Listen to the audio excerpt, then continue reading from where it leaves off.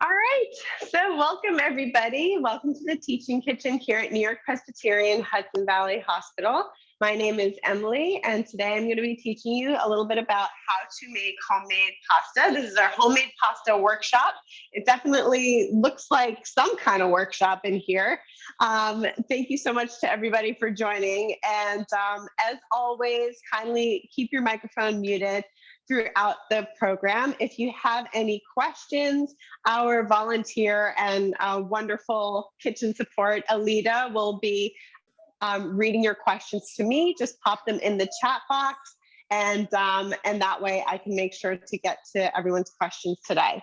So with that, if you didn't receive a packet, I will send them out after class as well, today or tomorrow. Just a brief definition of pasta. Pasta in Italian literally means paste or dough, pasta. I think that's with the accent, right? It can be made by mixing ground grain or flour with liquid, and dry pastas are usually flour and water-based. The flour used for those is often semolina, which is a type of wheat. It's a variety of wheat from durum wheat. So if you look at your dried pasta boxes, they will often say semolina or durum wheat. That's the variety. It's like a green apple and a red apple. The fresh homemade pastas that we're making today are usually made with flour and eggs. So that's what we're going to be making that with today. I'm just noticing a little tiny bit of feedback noise. So if you guys wouldn't mind checking your microphones, just have a look and see, make sure that you're muted. And I think I heard someone sneeze. So if I did, bless you. Chef Emily, it looks like Barbara Penta has her microphone. Okay, yeah, thank you, Alita. So Barbara, sorry to call you out. If you wouldn't mind just checking your microphone and muting it, that would be most helpful.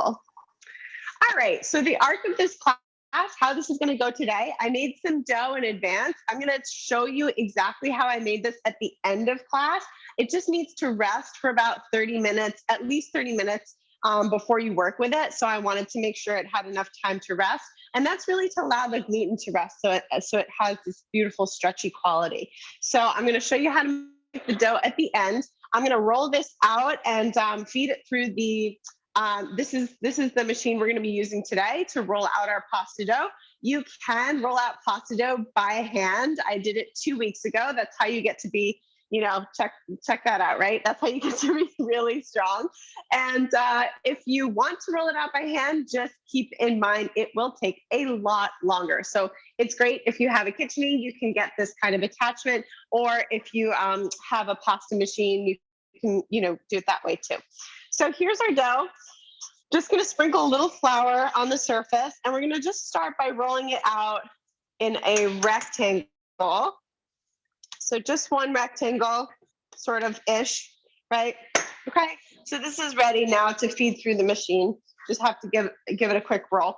With the machine, you always want to start on the largest setting and work your way down. So it's going to start wide. We're going to feed it through twice. And these instructions are also in your packet, so you have them. So we'll put it through the widest setting twice, fold it in between each time, and then go more and more narrow until we cut it. So let's begin. And do we have any questions so far? Chef Emily, there are no questions except that people see the video seems a little fuzzy today. I think it's getting a little clearer. Okay. It's getting a little clearer. Yeah. Okay. I was having some connection issues earlier, so I wonder if that's why. All right. So I'm sorry about that. Sometimes I guess we can't control the internet. I wish we could, but alas.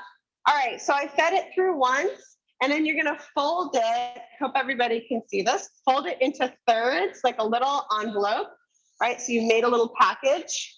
And then I'm going to take that open side and feed it through still on the widest setting once more.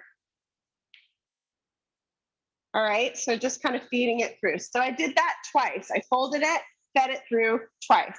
Now I'm going to move this a little more narrow. So one is, at least on this machine, one is the widest setting, two is a little more narrow. And again, feed it through. You can crank this up to go a little bit faster with your KitchenAid if you want to adjust the speed. So here we go to 3.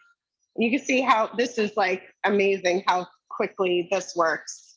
When I do pasta at home by hand, it takes a lot longer. We would need a longer class. All right, setting it a little more narrow and pushing it right through. And if you feel like it's catching a little bit, right, you can always just give it a little extra flour, just a little sprinkle. Very, very light. You don't need much. All right. And this is sort of the tricky part, is you have to have your hands one under and one over. So you kind of feed it through and catch it on the other side. All right.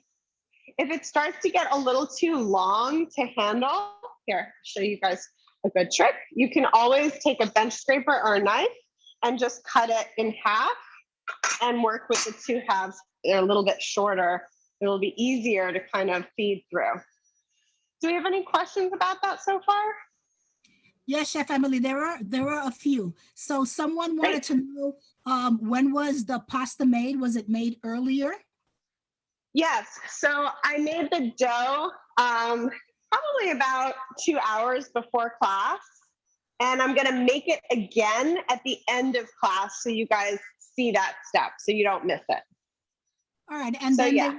they want to know, do you recommend the attachment since that person, Pamela, has a KitchenAid? Yeah, so if you have a KitchenAid, this attachment, I mean, this is my first time using this one, and it's amazing, and it works really, really well. So you can see here, we just went through the smooth side, and now we're gonna switch to cut it, because we went all the way. I'm just gonna show you guys how this works, right? The knob says 1, and then you kind of pull it out, and you twist it to change the thickness. So you can sort of, I don't know if you guys can see in there. So that's super narrow, and you can see it gets really wide. So that's the difference. And you just want to work it step by step.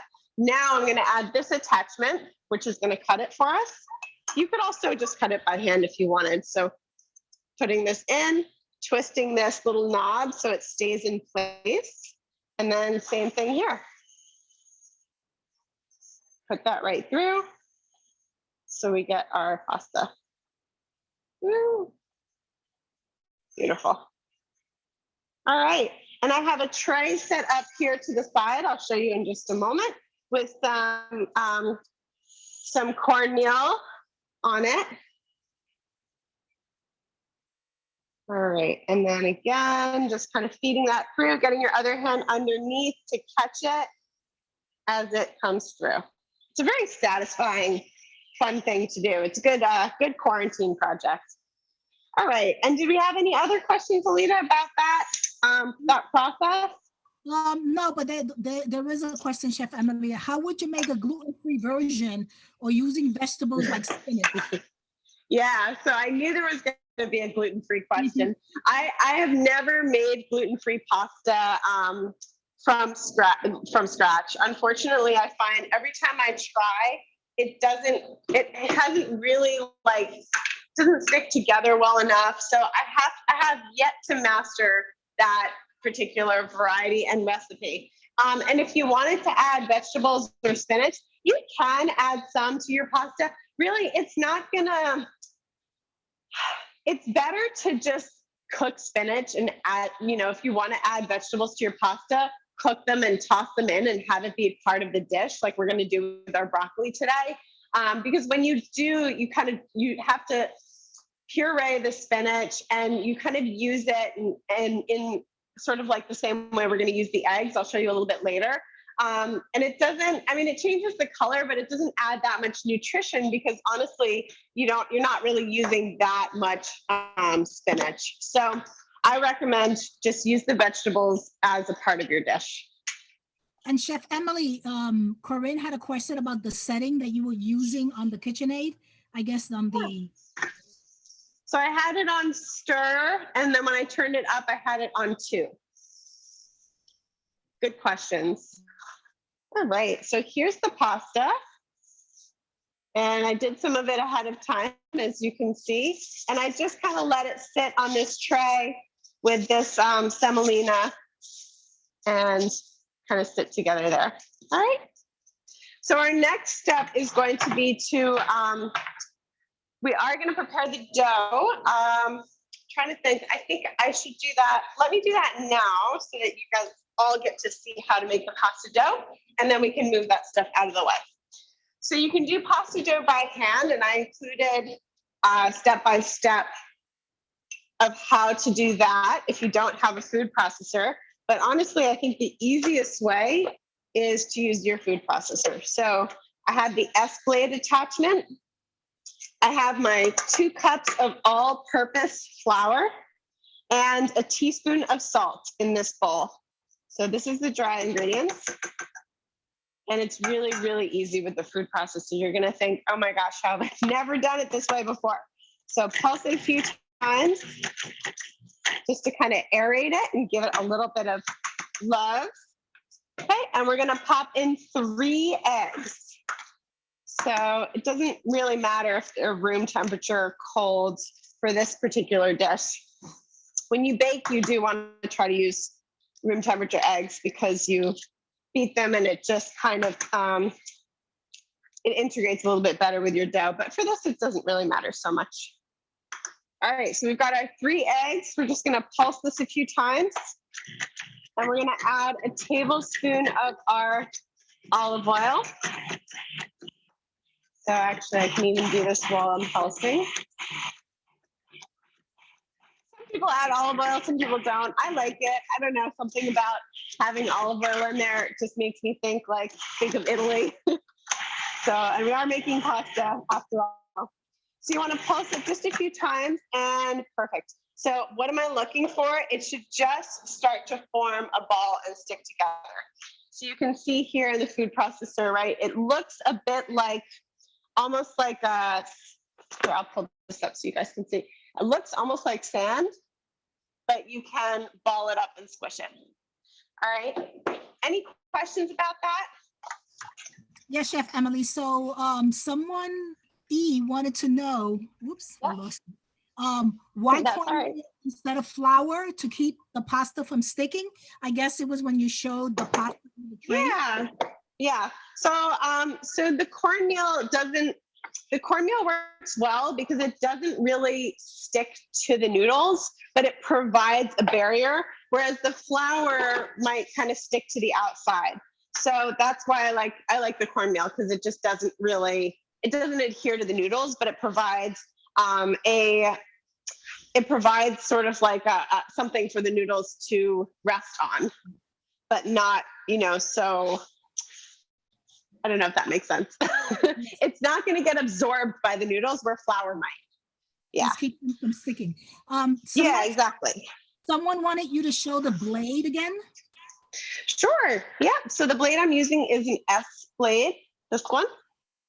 Just kind of chopped it up. And now this dough is ready. It's nice and soft. You just want to knead it a few times. It's a touch dry, but let's see how we do after it sits. It needs to sit again for, sit for 30 minutes or so. So at this point with your pasta dough, you would get out your saran wrap or, your bowl with a cover, wrap it up and let it sit for at least 30 minutes so the gluten can really relax and then it'll be ready to roll. And then it'll turn into just like this one, we just rolled it out. So that's the full process. Do we have any questions about that? So there are 2 additional questions. So Chef Emily, what is a decent food processor? One that's budget friendly that you can recommend? Ooh, that's a tough question. I mean, I really do think it's worth investing in a good food processor if you plan to use it a lot. I have one good blender and one good food processor at home, and they've lasted me for over 10 years. So this is a Cuisinart 14-cup food processor, and it's the one I have at home too. It is a bit of an investment. I think they're around $200. I saved like one of those Bed Bath & Beyond coupons, and I just got it, with 20% off using those coupons. So that's what I recommend for those big ticket items. Yeah. So, Chef Emily, so Barbara had a question about your preference. So do you prefer to Yeah. use the food processor or the KitchenAid mixer with the dough hook? For making pasta, I mean, it's more about what I'm used to. I've done it so many times in the food processor that that's kind of my default method now. But you could do it in the, you could do it with a dough hook if that's what you're comfortable with and that's what you like. The thing is, we're not really looking to knead the pasta, which the dough hook really does. We're just looking to kind of integrate it and then kind of ball it up and let it rest and then roll it out. So you don't want to mix it too much either, because you can overdevelop the gluten that way. So, Chef Emily, Susan's question is, she says she doesn't have a food processor, I'm sorry. She wants to know what can she use? Absolutely. So let me walk you through that. I'm just going to get my water back to boil here. All right. So in your packets, on the 1, 2, 3, which page? Third page, I have the whole page here typed out on making fresh pasta. So I have the directions for the food processor, and then it says here by hand, and there's 7 steps. So you would put the flour in a mound on your board or wherever you're working, make a little well in the middle, like a little volcano, and then put your eggs in there. So you break them in, you add a little drizzle of olive oil, a pinch of salt, and then you want to beat the eggs sort of while it's in that mound. You beat the eggs and you kind of slowly kind of integrate the flour while pushing up the flour to make sure that no egg escapes. So you keep beating it together, kind of pulling flour from the outside, mixing it in with the egg over and over again.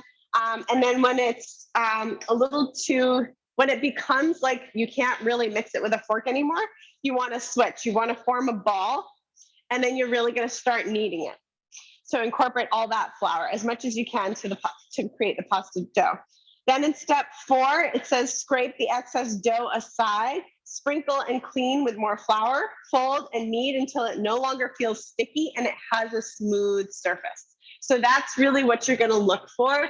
Is it shouldn't be sticky and it should be, relatively smooth. Like this one, you can see, right? It's really not sticky. It's really quite smooth. All right. So you want to do that and then let it rest at least 15 minutes. I would say at least 30 minutes just to be safe, and up to 2 hours. All right. And then you're going to cut it into 4 pieces and you'll roll it out with the machine, or you're feeling extremely strong, you could definitely try to roll it out by hand as well. All right.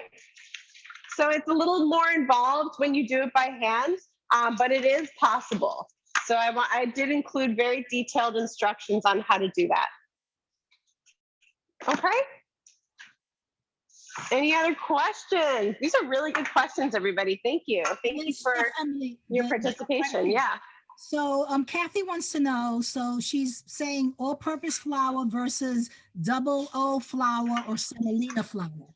Okay, yeah, so that's a great question, Kathy. So there's a lot of different types of flours out there. The double O flour it's just a little bit finer than this is all-purpose flour, and the double O is even finer than this. It'll be maybe a little more tender and less chewy with the double O. I just like all-purpose flour. I think that for pasta, this works really well. It has a good amount of protein content, so it's going to be stretchy. And yeah, I would say go for all-purpose. You don't have to buy anything fancy to make pasta. And Chef Emily, how much pasta does one recipe make? Ooh, good question. So one recipe, I guess I still have one ball here. One recipe would make this much plus a ball. So like, enough for, let's see, this is probably enough for like 3 or 4 hungry people. Yeah. Cool. Good questions. And all right.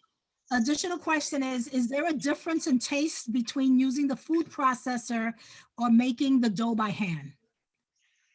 Not really.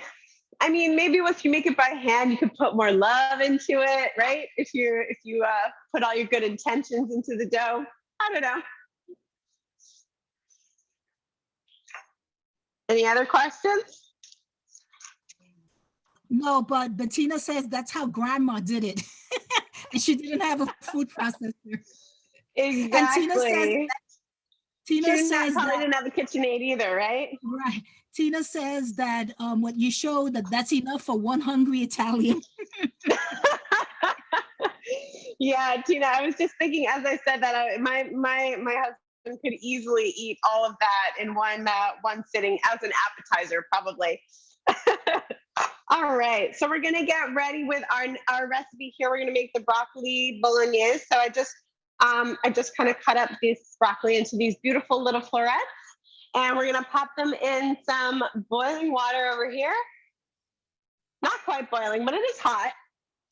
So I'll put that in, and then we're gonna pull it out. So it's just gonna go in for a moment, and it's useful if you have one of these slotted spoons to kind of scoop it out. All right. So it doesn't have to go in for very long, just enough to kind of get bright green and a little tender. Broccoli, of course, low in carbohydrates, has 3 grams of protein in 1 cup, 3 grams of fiber as well in 1 cup, lots of vitamin C, vitamin K, vitamin A, what else? Potassium, selenium. It's, of course, one of those superfood powerhouses that, we're always told to eat our broccoli. Well, there is a reason for that. It's very, very good for us. What else did I want to say about broccoli? I think that's it. So we're going to cook the broccoli, set it aside, and then in our skillet here, well, we might as well get this going while that's cooking. We're going to add a little bit of olive oil, just enough to lightly cover the bottom. And this recipe that I shared with you all calls for a chicken sausage. You could also use turkey sausage or any kind of like Italian seasoned sausage. It's best if you can find one that is not already cooked. These ones are already cooked. So if you can find one that is not cooked, you can squeeze all the meat out of the casing, and that's what you're gonna wanna use and brown and cook for 6 to 8 minutes. Unfortunately, or I don't know, maybe fortunately, who knows, this is how happy mistakes happen, right? This is what we have today, so we're gonna try to make it with this. It's already cooked. So what I did is I just threw it in the food processor to make it a little bit more like a ground texture, if that makes any sense. So we're using cooked today, but the recipe that you have at home, that calls for sausage that's already, that's not cooked, that's raw. And so you would be cooking that yourself. So let's pop in, we've got some garlic. I'm just gonna cut off these little nubs at the bottom. And I just pop the skins off of these. We'll get rid of those. And let's just add them to our oil. We want to kind of gently heat those. We're going to add some, of course, we couldn't make a pasta class without red pepper flakes, right? So let's add some of those. And bring the heat up just a little bit, kind of get some heat on that. All right, my broccoli looks good. It's bright, it's green, so I'm going to go fishing here and scoop it up. This water, by the way, I should mention all of the water that is on the stove here. Actually, I shouldn't mention. This one is not salted. The one I'm working in is salted. Very, very important whenever you're cooking your vegetables to help them keep that bright green flavor. And I know it really, the first time I was in culinary school and I saw how much salt was put into the, look how beautiful and bright green, how much salt was put into pasta water, I nearly jumped out of my chair because it's a lot of salt. So you want to put as much salt so that the water tastes as salty as your tears, or as the Mediterranean Sea, if you'd prefer a nicer image. So either one is fine, but salty water is really important whenever you're cooking pasta, with the exception of one dish. which is if you're adding anchovies or making an anchovies pasta or anything like that, don't put salt in your pasta water because the anchovies are going to add lots of salt. So that is a mistake that I have made before. I salted my water just because it was my instinct to do so. And then I made anchovies pasta and it was way too salty. So we remedied that by adding a lot of lemon juice, which is a great antidote. If you ever make a dish that's too salty, add some acid to it. Lemon juice, lime juice, vinegar, anything like that will help to balance out the salty flavor. But yeah, so just keep that in mind. Otherwise, you want plenty of salted water. All right, so we've got our beautiful garlic, our red pepper flakes. We're gonna add our meat, our already cooked meat, which is supposed to not already be cooked. And let's throw in our broccoli. All right, so we're gonna make this dish first, and then we're gonna make the cacio e pepe second. Because that demands, it's like 3 ingredients, but it demands all my concentration. It definitely is a dish that is worth making because it's better than mac and cheese in my opinion, but it is a challenging one to do. I'm going to show you how to make that. So this is perfect. I mean, I guess the meat's already cooked. If the meat had not been cooked, I would not have put the broccoli in right away. I would have let the meat cook and brown, and then I would have added the broccoli in later. But in this case, everything was already cooked. It really smells really good. It's really flavorful. All right, so I've got one pot that's at a rolling boil. I'm gonna lose my earpiece today. All right, I feel like my ears must have shrunk overnight. And let's throw some of our pasta in here for our first dish. Okay. And I'll keep the other half for the cacio e pepe. I'll put a little more in there. So one thing to note about whenever you're making fresh pasta, it cooks a lot faster than dried pasta. So dried pasta could take 10 to 15 minutes, depending on the size and the shape. But this pasta only really takes, 3 to 4 minutes. So it's very, very quick. Any questions?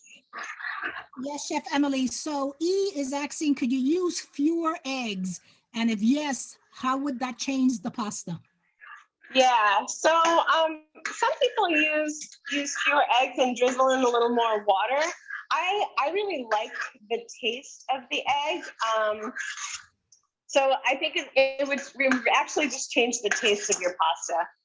But you could, conceivably, it is possible. But, I think that this ratio that I offered in your packets, that's really what seems to work the best in my experience. Yeah, good question. Thank you. There's another question about how is the saturated fat in chicken or turkey sausage? And it's better than sweet Italian sausage. That their son, this is from Donna, that son is following a diet low in saturated fats, so she knows that brown turkey for things like chili. Yeah. So definitely, whenever you're cooking with your meats, it's best to try to find ones that are low in saturated fat. This one is a chicken sausage, and I believe, let's see how much saturated fat is in this one. 4 grams for 1 link. So it's pretty high considering that, we try not to have any saturated fat or very little as much as possible. So Donna, I would say for you, you could try to make this recipe with like a super lean ground turkey or something like that. That would probably be fine. It wouldn't necessarily be as flavorful because the sausage links already have, they often have herbs and all this stuff mixed into them, but it would be good. All right. So it's been almost 3 minutes on our pasta. Let's just check it. I should have stirred it. So whenever you put pasta into a pot, you wanna keep stirring it until it comes back up to a boil, which I wasn't really doing. Otherwise, it can clump a little bit, which is what I'm seeing in here, but that's okay. So pasta cooks by convection, by movement, right? So the water, boiling it and moving it around is really what helps to cook it, in addition to the heat, of course. But if it's not, when you put the pasta in, it brings the temperature of the water down. So you really want to keep stirring it until it comes back up to a boil. So that's something that people often don't do. They just throw their pasta in and walk away. Throw the pasta in, stir it, which is what I did today. Stir it until it is, until it starts to come back to a boil again. All right. Another thing about pasta, often people will add oil to their pasta water. Don't do that. You're wasting your beautiful oil. It's just going to sit at the top, right? What do oil and water do? They sit apart from each other. So similarly, you don't want to add oil to your pasta to your water, because it's really not going to, it's not really going to do anything at all. It's just going to waste your oil. All right, so I'm going to just check this. So you can take out a piece, you can taste it, or you can kind of snap it open and look on the inside. You probably can't see that there, but it has just a tiny bit of white in the middle, which is perfect because it's al dente, and that's what we want. Al dente literally translates to mean to the tooth or toothsome. Also, I cooked the pasta in the same water. I'm like, it's a magic show today, everybody. I've got my steam bath. All right, so you want to make sure you cook the pasta in the same water as you cook the broccoli. It's just going to make it a little bit easier for you, later down the line. You only have one pot to clean instead of two. So we'll just toss this together. It smells so good. See, we've got our protein in here. We've got our veg, our carbohydrate, pasta. And I know, in our teaching kitchen, we try to make things a little bit healthier. So pasta is not, wouldn't be considered an everyday food for me and my household. I know I say that probably begrudgingly because it would be nice if it were, but as we know, pasta is very high in carbohydrates. So it's good to pair it with a protein to kind of help digest that carbohydrate. Any questions? Our dish is done here. Yes, Chef Emily, can you freeze the pasta dough? Yeah, absolutely. And great question. So if you wanted to make your pasta dough ahead of time, you could, and it freezes well for about a month. So you could keep it in the refrigerator. There's our first pasta. So you could keep it in the refrigerator for about 4 days or so. You can make the dough and keep it in the refrigerator for 4 days, or you could freeze it for about a month. I think that's what I wrote in your packets. Now I'm wondering. Yeah, 4 days in the refrigerator, frozen up to 1 month. Yep. All right. Any questions about that? Okay. Are you guys ready for the cacio e pepe? This is the hardest. This is the most simple and hardest recipe I've ever made. Are you guys ready for it? Oh, we almost forgot an important topic. Parmesan cheese. That's supposed to go right on top. Freshly grated Parmesan. I never buy cheese that's already been grated because it's very, very dry. And often things are added to it like an anti-caking agent that just makes it stay, stay shredded. But it's so much better. It just takes a little more time, but it's so much better if you can do it yourself and shred it. All right. So any questions before we go to our second recipe? Yes, Chef Emily, is there a brand that you would recommend of Parmesan? Parmigiano Reggiano. That's probably the best if you want like top of the line cheese, Parmesan cheese. There's different, it changes, the flavor changes based on how long it's aged. So 3-month one will be a little bit creamier and not as dry as one that's 6 months, a year, longer. So yeah, it sort of depends on what you're making, but generally I just like it, a 6-month Parmigiano Reggiano cheese. And then there was a comment from Barbara about the new show on CNN, Stanley Tucci in Italian on Sundays, in Italy rather. Yeah. And the channel I haven't watched it, but I've heard that it's really fun. Yes, I've been watching it. It's excellent. Oh, good. Okay. It's excellent. Awesome. Yes. That's cool. Thank you. Thank you for sharing. Yeah, I have to check that out. It's a good way to travel virtually. You know, we can't really go anywhere. So, you know, here we are making pasta and pretending that we're in Italy. It's just, we just have to use our imaginations a lot. All right. So with that, I'm going to get my pan heated here. I'm going to put my pasta right in and get that timed about 3 minutes on that. And you always want to cook your pasta in a lot of water. You don't want a shallow, dish. So it's not boiling right now. So I should keep moving it until it starts to boil again. Right? All right, I see some bubbles starting.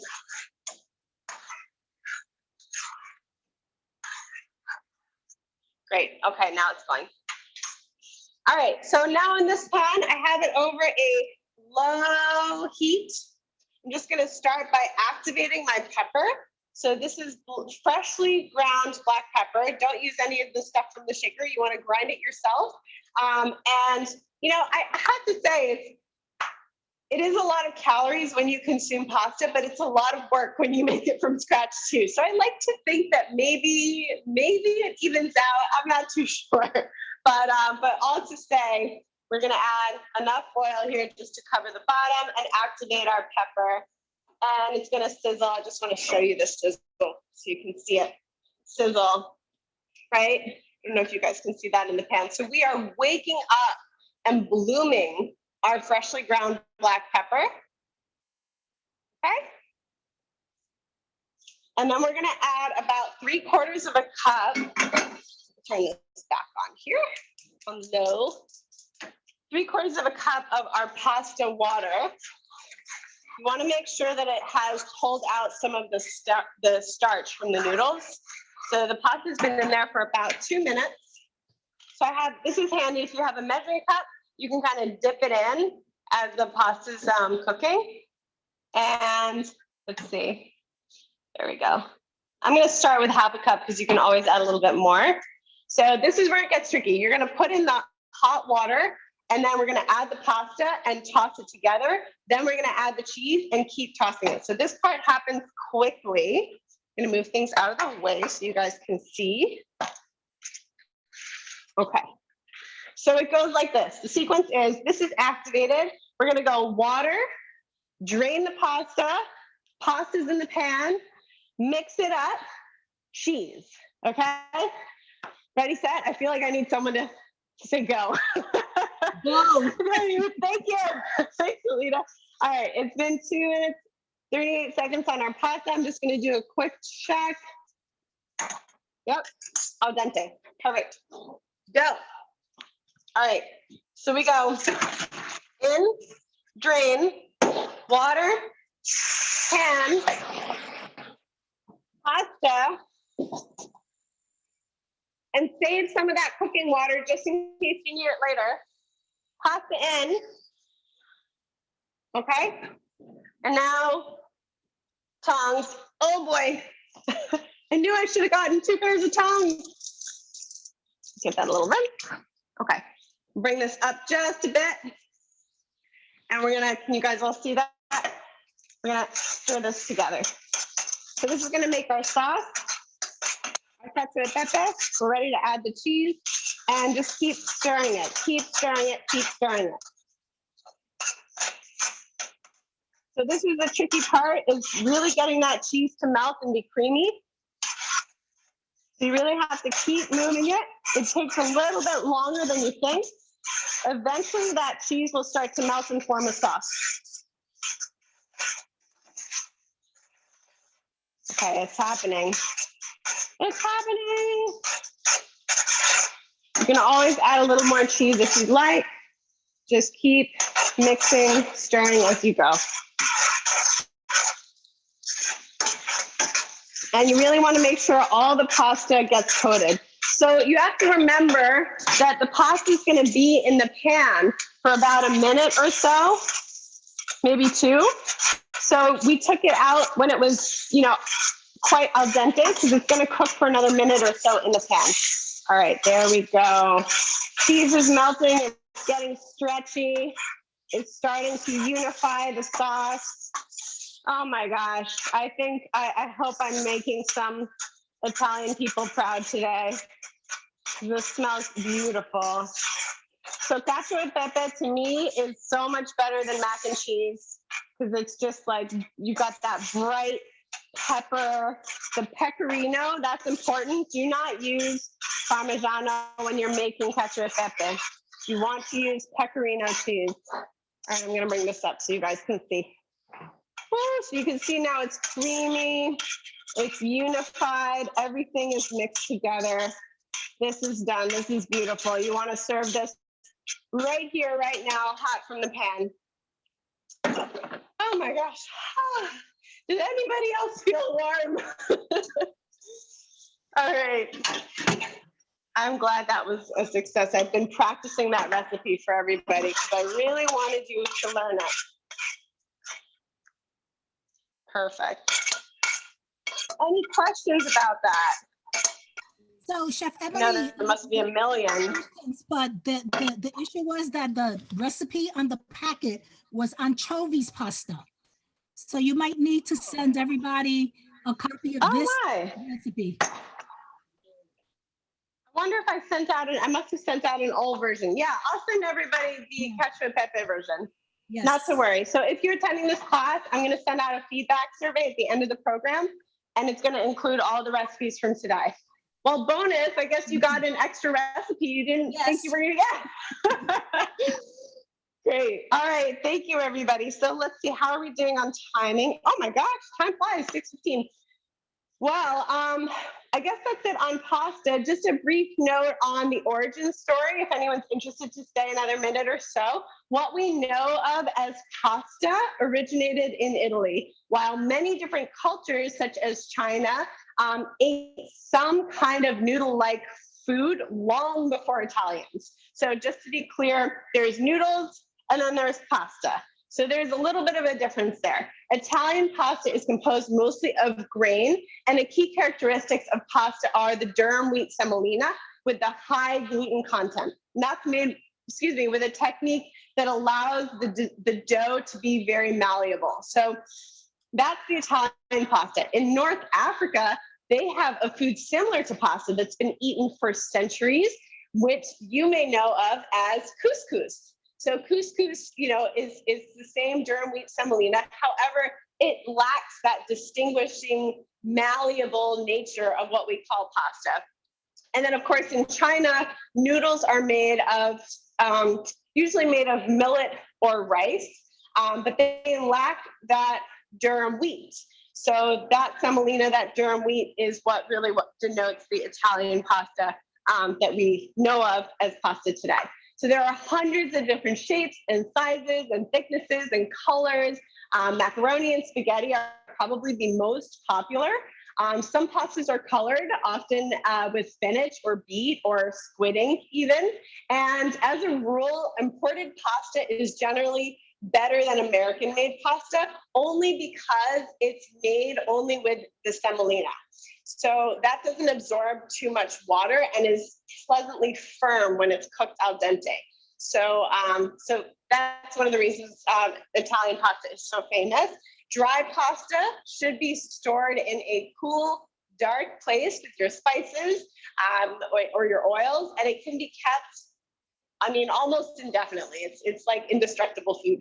Fresh pasta, as I mentioned, made with eggs, must be refrigerated and used within 4 days. And it can also be frozen up to, so I could freeze this little pasta dough and freeze it up to a month.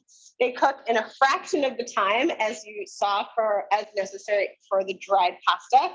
And I think that's everything I know about pasta. Does anybody have any questions or anything else? I know we're a little bit over, and I apologize for our slightly late start today. So, Chef Emily, there are no questions. Lots of wonderful comments for you in terms of the class. Okay, Everybody yay. waiting Thank for this you. class. Thank you, And thank you for everybody. the tip.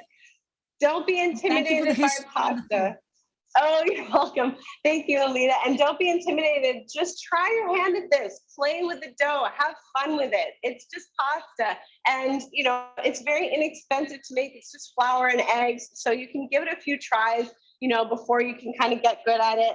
And bon appetito. And thank you, everybody, for watching. Thank you, as always, to our fantastic moderator, Alita. And I hope you come back. Our March programs are ready.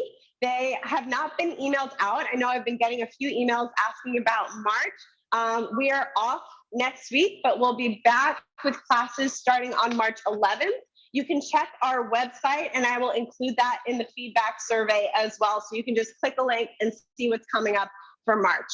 All right, thank you, everybody. Have a wonderful evening. Buonasera. Grazie mille, and hope to see you again soon. Thank you.